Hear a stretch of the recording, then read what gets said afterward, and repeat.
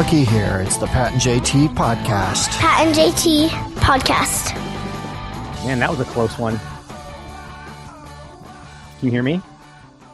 I don't open playing at the same time. Yeah.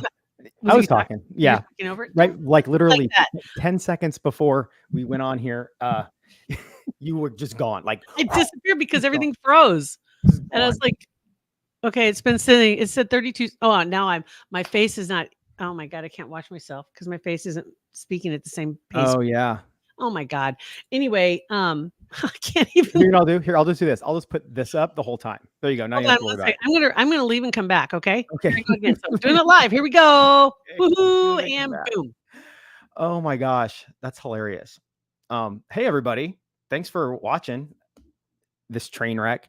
Thanks for listening. Make sure you rate and review and subscribe to our podcast when you download it. Share with your friends. I think it's better. I think that's better. Okay. Yeah, that's a little I better. don't know what's going on. That's crazy. Man, Long weekend. yeah.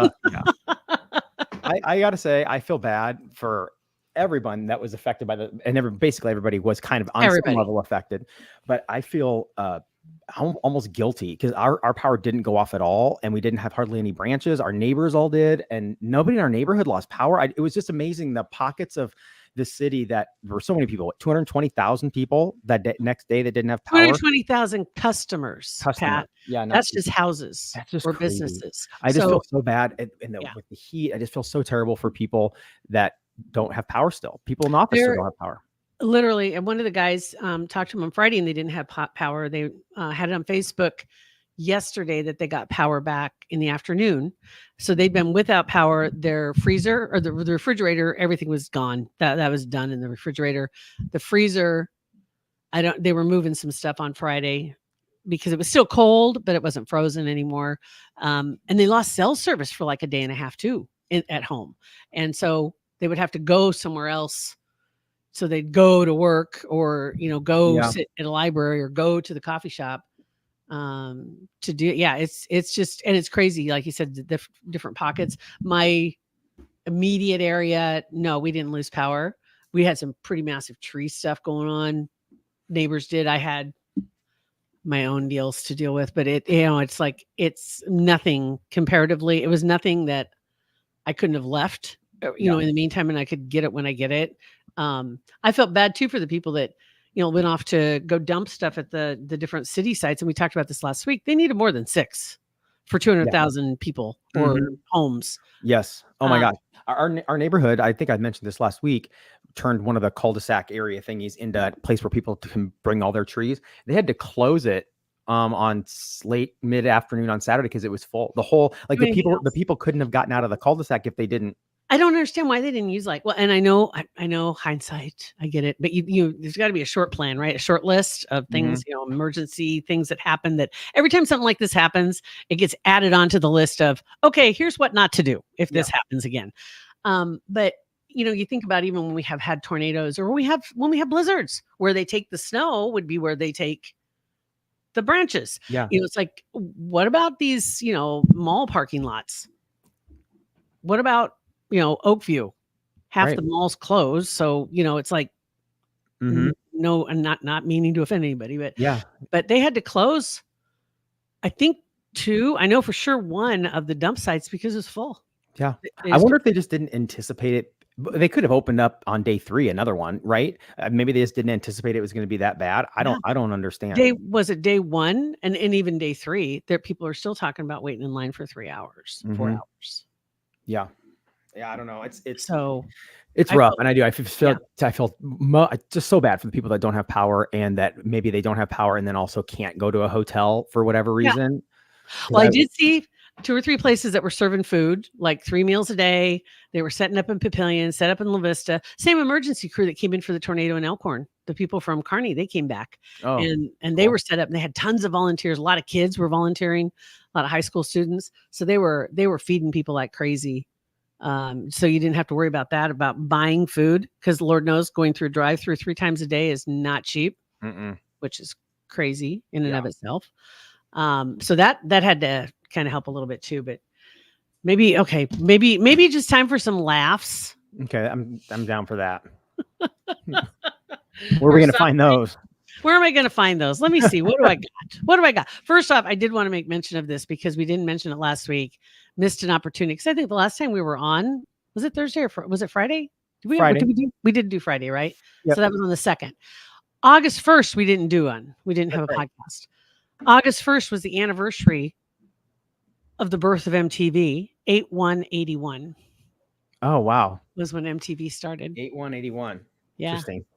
8/1/81. So that was when it first started. And I happened to see, I grabbed it. And everybody knows what the first song was. Right. Video Killed the Radio Star. Yes. The Buggles, which never had another hit after that. But some other ones that were on there, which I thought was just kind of interesting. Some I recognize. There's just a handful I don't. But Pat Benatar was on there. You Better Run. I don't remember that song. Rod Stewart, She Won't Dance With Me. The Who. Yeah. You Better You Bet. I remember that song. It's funny how some of the songs like stuck around. You know what I mean? They continued on playlists into future years. Others just kind of went away. Pretenders, Brass in Pocket. Cliff Richard, We Don't Talk Anymore was on there also. REO Speedwagon, Take It on the Run, and then Rockin' the Paradise. That Sticks, right? Was also on that list of very first videos. And interestingly, Aerosmith was not on this list, but they just made an announcement this weekend that they are retiring.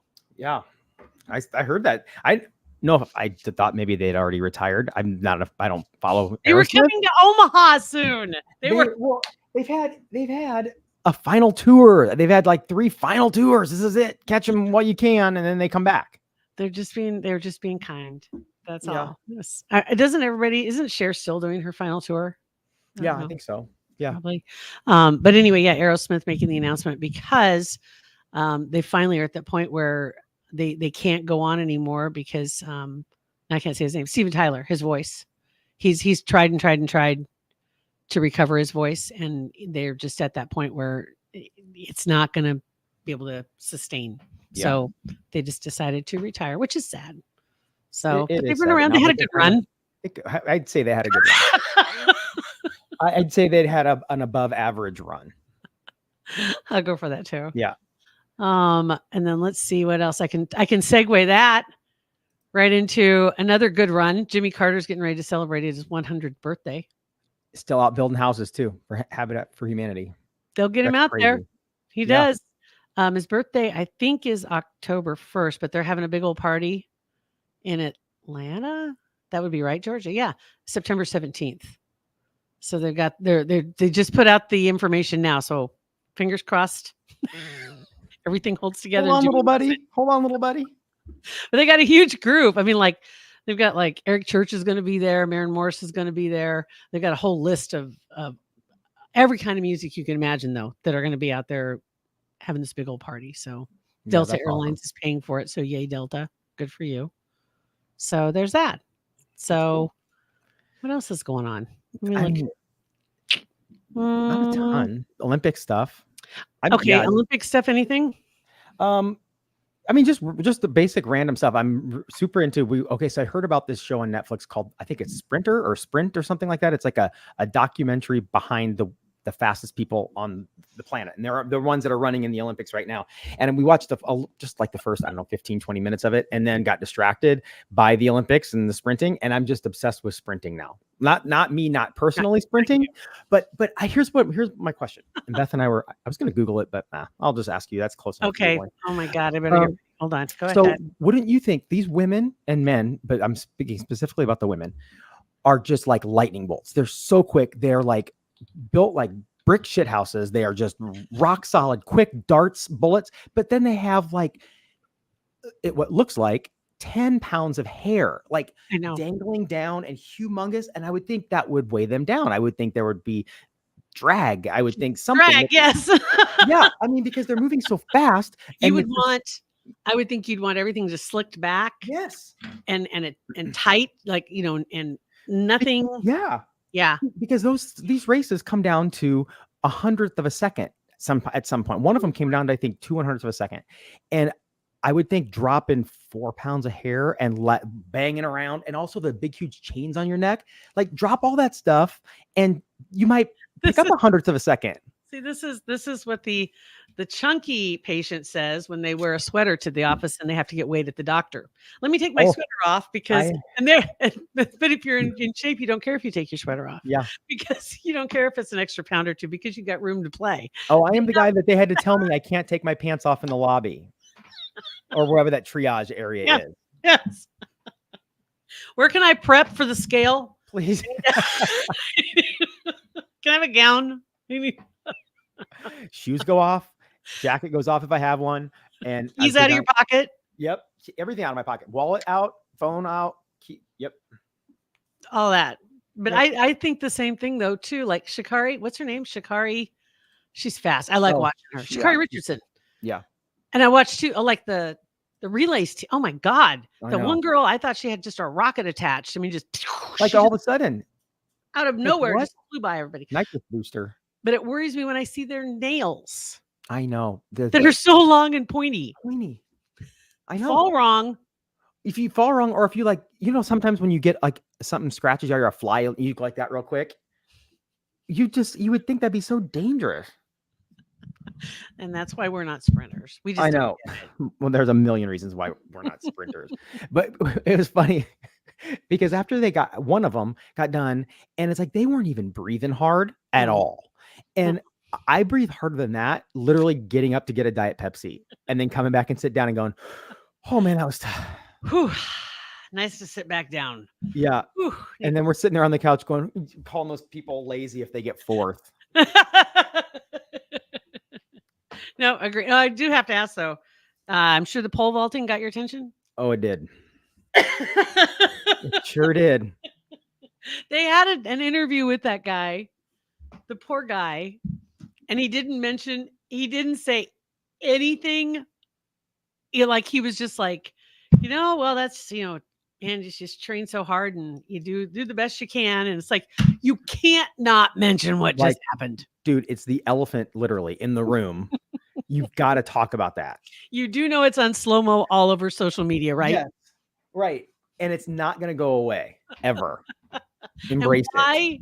Why wouldn't there be a better, again, this can't be the first time that's happened to anybody. Why? I've seen it before. Like I've seen clips on YouTube of that happening before. Why would there not be a better system for, again, getting everything attached and keeping everything tight to your body? Same with the sprinters, because some of those guys, I don't know how they drag that thing along with them when they're running. It's like, how on earth does that not hurt? And some of them probably, I'm sure they wear jocks, but some of them, if they do have jocks on, oh my goodness, they don't work. They don't work. No, they don't work. They're not doing what I thought they're supposed to do.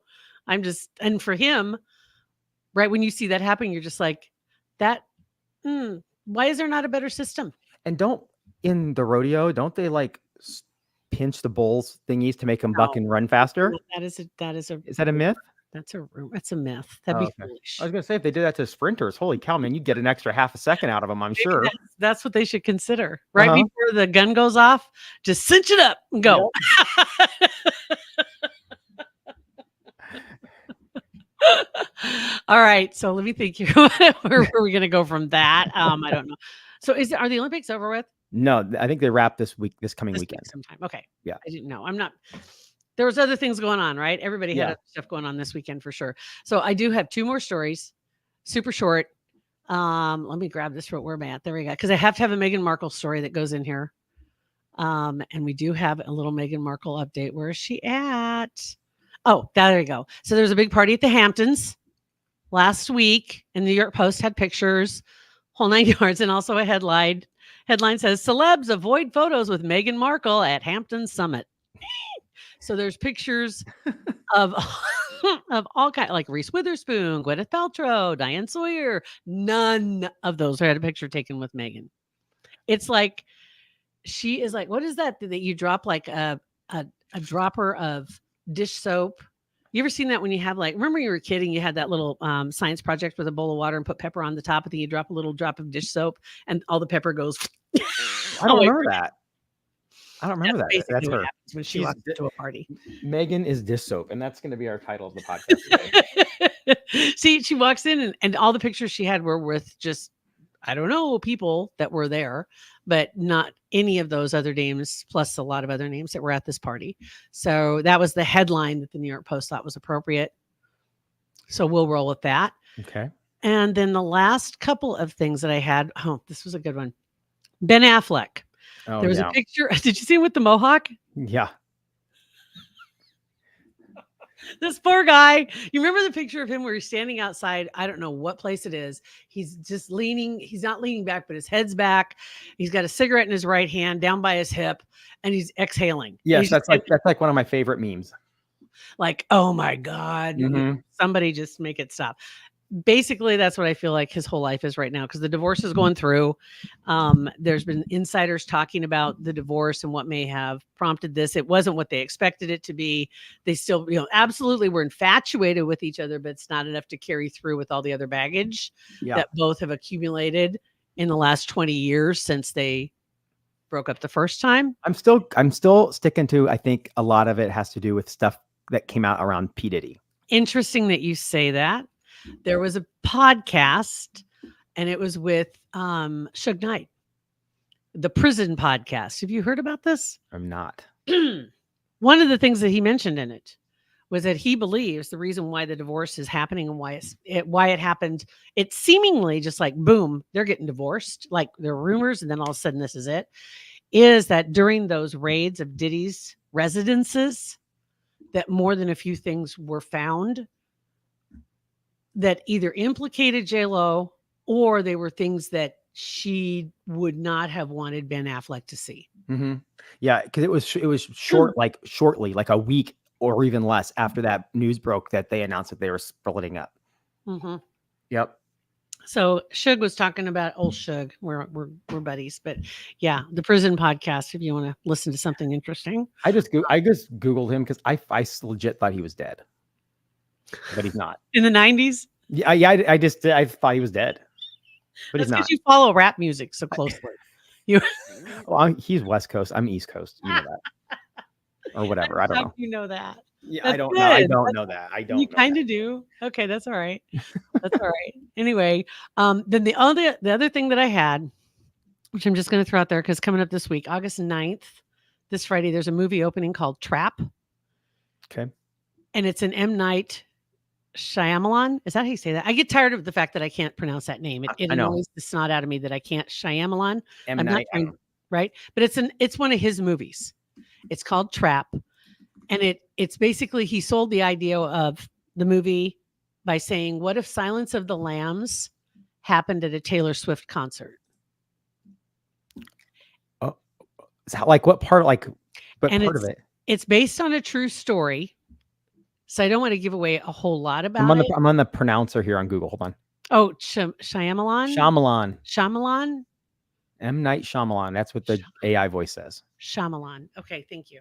So he did this movie kind of with his daughter in mind because his daughter plays one of the main characters in this movie. And it is about her being a pop star. And she is a singer. Salika is her name, Saleka. And she plays a pop star named Lady Raven in the movie. And it's based on a true story, loosely, but still it is, that goes back to 1985. And there was a lot of crime, etc. There was a lot going on. And some of the three-letter agencies wanted to figure out a way to get things under control. And the U.S. Marshal Department came up with a plan. They called it the Fugitive Investigative Strike Team, FIST for short. Amazing. So from 81 to 86, that's when this was running. And then in New York City, officers there invented a courier service that was called the Brooklyn Bridge Delivery Service. And they used it to lure criminals in with the promise of some valuable package. You've heard about that, right? Yeah. Hey, you got to come pick up your super valuable tickets or whatever. Right. And then we're going to give you, and then they get arrested. So in Buffalo, they devised a scheme notifying fugitives of these huge lottery winnings from $250 to $10,000. And then in Hartford, Connecticut, they had younger felons that were targeted with the promise of like a VIP at Boy George, or that was the 80s, whatever. I was gonna say, man, I would, you wouldn't catch me. But you got dinner in a limo, come on, that was hot in the 80s. Yeah, that was hot in the 80s. So they decided to kind of take all these ideas and put them together into a bigger program called Operation Flagship. And that was when in Washington, D.C., they sent out like 3,000 fugitives were invited to this event. And it plays out. I mean, if you get a chance to look it up, it's amazing, the stuff that they did. They went so far as like when I first came to Washington, I realized talking to people how hard it was to get tickets to the Redskins game. So they decided that's what they're going to do. They're going to do it at the stadium. And a chance to win Super Bowl tickets, a chance to win a raffle for the Super Bowl, a chance to win, lifetime tickets to the Redskins, all this other stuff. And they had a fake company called Flagship International Sports Television. And it was going to be giving out, putting on a winner's Sunday brunch at the DC Convention Center by the stadium. And that's when they invited them. And then they started having some fun with it. And even the invitation, it was signed by a guy named Michael Detna, which Detna backwards spells wanted. Oh, genius. Little which is Easter eggs like that. Am wanted. Yeah. And then they had another guy who was the business manager for Flagship. His name was Mr. Cran, backwards, narc. That's funny. And anyway, when you see the movie, I don't want to give any more away about this, but just to tell you, it is based loosely on a real event, and you can look it up to read more about it. But I'm looking forward to. I always like his shows. Yeah. So do I. Even the ones that don't make much money and people say aren't very good, I like them. I still like them. So new movie coming out this Friday. So there you go. That's all I got. If I knew I had a warrant out for my arrest, I would assume these people knew they did. Sure. They were pretty big felons. Yeah, they were. I think. Okay, just go ahead. I would be very leery. I'd be very leery of everything. Knowing any invites. Yeah, right. Like just driving around. I've driven around in the past with expired plates before, and like knowing it's going to be like a month before I'm going to get it, and just leery of every white car, black car with a black hood, whatever. And I'll dip into parking lots. If I had a warrant out for my arrest, I'd be so paranoid constantly. Totally paranoid. They ended up, after this event happened, when you read the whole event, it's amazing, but they caught over 100 fugitives and arrested them, mass arrest. So they got like 60 of them that were probation, parole violations. There was a bunch of them that had charges from rape to arson to forgery. And then there was lesser ones like, burglary or escape, bond default, some other things like that. But there were some pretty nasty dudes that got busted in this. So somehow M. Night Shyamalan has tied these all together with a pop concert. Get after it. Could happen, maybe. I'm game. Yeah, not bad. Yeah. So, alrighty. That's all I got. All right. Well, thank you guys for watching. We do this every Monday around 11:30 or 12ish or whatever. And then make sure you rate, make sure you review, make sure you subscribe to our podcast because it helps other people find it. All right, you guys. Thank you. Have a fantastic rest of the day. And we'll see you back here tomorrow. Pat and JT Podcast, a Hurrdat Media Production.